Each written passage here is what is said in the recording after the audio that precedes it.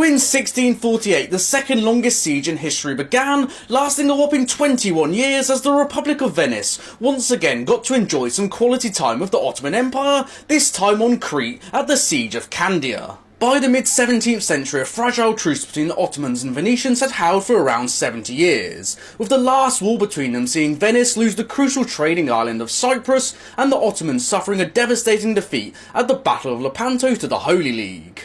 However, tensions boiled over as a result of a third party, the Knights of Malta, previously the Knights Hospitallers, who had long gone from the chivalrous ideals of the Crusading Order and were now basically just pirates, as in 1644 they attacked an Ottoman pilgrim ship destined for Mecca. The Venetians were accused of being in league with the Knights for the attack, something they heavily denied. However, on their way back from the raid, the Knights stopped over at small Venetian harbours in Crete, even though they were refused entry from the larger ones, and now this technicality gave the Ottomans the reason to turn on the wealthier target of the Republic of Venice. As the Ottoman war machine mobilised, it remained a bit of a mystery where they were going to strike, with many believing it to be at Malta against the Knights, as they explicitly stated it would be. However, when they rocked up to Crete with 400 vessels and 50,000 troops, many were caught off guard.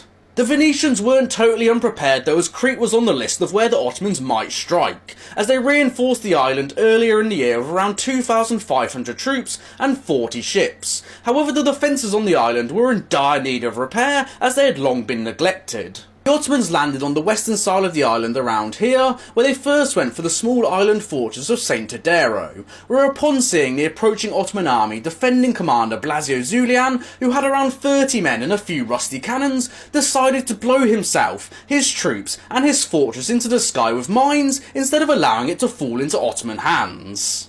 Candia was next to surrender to the Ottomans after a 56-day-long siege. However, things were looking up for the Venetians as a 90-ship Christian relief force was assembled to relieve Candia. However, through lack of coordination, cautious approach and impenetrable Ottoman defence, the Christian relief force went home empty-handed. The next few years saw the Ottomans slowly dig their heels into Crete as the Venetians looked under every sofa cushion for a few pennies to try and pay troops to reinforce them, as by 1648 the Ottomans had conquered much of Crete apart from a few fortresses and the capital city of Candia. Candia's fortifications, which still stand today, are the result of the finest military engineers of the 15th century looking to counter the rapid advancements in gunpowder technology, with its thick walls, protruding bastions to cover every angle of approach, and of course magnificent ditches, because the Venetians love their magnificent bitches. The Siege of Candia began in mid-1648 and would last 21 years, however it wasn't 21 years of continuous pounding and assaults being beaten off. It was more of a case that Candia was in the back of the mind of the Ottomans and would eventually fall while they dealt with their other problems. Early on in the siege, the Venetians did have plans for biological warfare to infect the Ottomans with the plague, using the spleens and buboes of plague victims, which likely never went ahead due to the risks posed to their own troops. The next 2 decades saw the naval forces of Venice and various European allies try and cut off Ottoman supply lines to Crete, where they destroyed their blockade in 1657 at the Battle of Dardanelles. But Ottomans had another war to fight in Hungary, which concluded in 1664, so they could now turn their attentions back to Crete finally. In 1667, the Ottomans managed to land a fresh batch of troops to besiege the city, where over the next 28 months they slowly pounded it into submission, with the Venetians looking for a peace treaty which wasn't forthcoming.